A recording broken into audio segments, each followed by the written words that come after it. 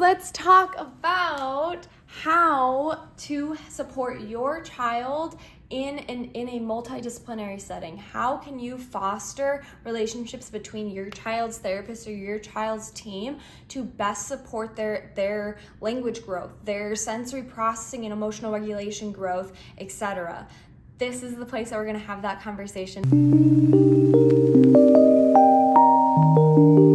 And welcome. I'm Courtney.Speech or Courtney.Speech. You can find me on social media as Courtney.Speech, period, like Courtney.Speech. And I am a speech language pathologist with experience in primarily working with autistic individuals, but also working in early intervention with all sorts of kids, working in a clinic with all sorts of kids, and currently working in a therapeutic day school for autistic kids with high support needs. I have a lot of experience with AAC devices and individuals who are non-speaking or partially speaking, as well as gestalt language processors. So welcome. We're going to start talking about this because I know if you are here, your child most likely has a team of people that are working with them, or you hope that they will have a team of people that are working with them. This is your spot to start.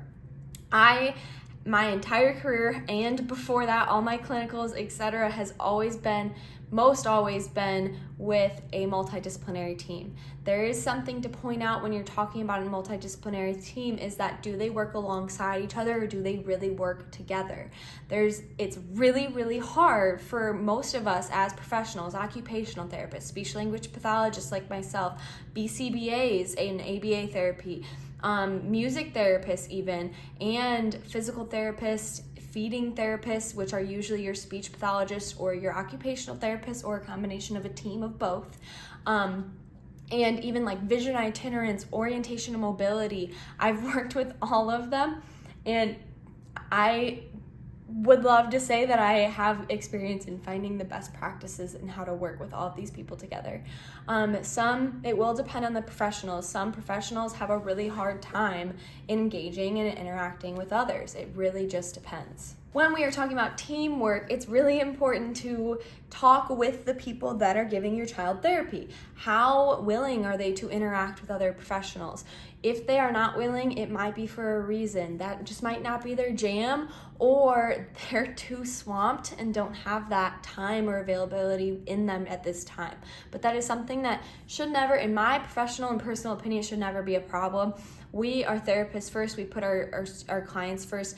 If a child that I work with has a multidisciplinary team, meaning that other people service them, I want to talk with them and I want to understand what they're working on so that I can best support their goals and make sure that we are working as a cohesive team versus potentially working against each other.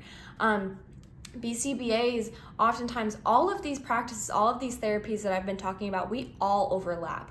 So sometimes, I will be honest, sometimes there is some beef between some of our disciplines in how we provide therapy. I think that is hooey. What is the point?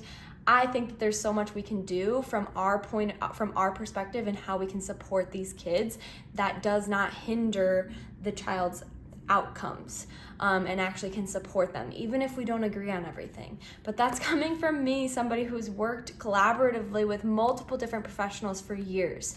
And it's something I'm really passionate about and really enjoy. So that's not going to be the case for everybody. But if you want to foster that for your child, then you've come to the right place. Your first steps are going to be getting the releases, the clinic or private practices that your child sees, as well as their school if they receive any therapy there, making sure that both of those places you have their release forms or release of information forms so that they can legally pass that information back and forth in a way that is going to be best for them. Oftentimes we communicate via email, but I've also had Zooms and phone calls with multiple different therapists outside of therapy at schools or at clinics that I've worked with. If a child receives speech therapy or any type of therapy in school, they oftentimes can also receive that same type of therapy outside of school in a private practice. This can be supported by us all being able to work together. Something you can also do is if they're having a hard time communicating, you can see if you can video some of the sessions that your child is going to and bring those recordings to his other therapists so that they can understand what they're working on. Have the professionals make a quick video like this or leave a quick voicemail for each other. These are all ways that you can kind of start with. After you have that signed release form, it is pretty much on the professionals to reach out. But the biggest things here is knowing that our disciplines cross over. We kind of jumble together in how we work on things. So the biggest thing that you want to do is make sure that there is easily transparent communication between all of us. Sometimes parents kind of play the middleman with that. Sometimes therapists kind of run the show themselves and have those conversations. As involved as you can be, it's the more beneficial for your child, but I don't want you to be stressed out by this because it can be so simple. When your child is in ABA therapy, they will receive things that look like speech therapy.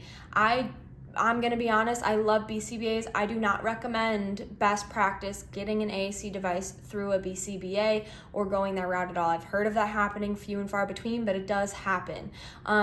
Make sure that if your child is using an AAC device, whether they are partially or non-speaking, that they have access to that AAC device at all times, at school, in different classrooms, out in the environment with you, as well as at their private clinic where they're getting ABA services, etc. A BCBA will work on language concepts with your child, making sure that they coordinate and collaborate with your speech therapist will really support your child's language growth, because oftentimes the way that a BCBA targets language can really go against the way that a speech language pathologist will target language. A BCBA may also not be as educated in Gestalt language processing. I have a course on that as well. You can check it out in my community. They may not understand that. They may not provide the best treatment or the best services for your child to best understand that. Do you see where I'm going with this? So there's a lot of things that we can do here, but I really want your takeaway to be getting them involved and getting them all communicating. That is your best bet, and trying to get them to all see eye to eye to some extent. You don't need to play the middleman, but getting that conversation started is going to be your best bet. You can also bring your evaluations, keep your evaluations from the BCBA, from the speech pathologist, from the occupational therapist, and print those and share them with the other therapists. That should most likely show the goals that they are working on. That information will also be helpful in case they cannot talk one-on-one. This is your first starter, getting started with a team, way to go, especially if you start with ABA therapy and are waiting to get involved in other services. I hope this helps. Again, I'm Courtney.Speech. Check me out on all the socials, and go check out my 20 speech tips for your child. It is a freebie on my store, and I hope to see you guys soon, hopefully in the community. Have a wonderful day.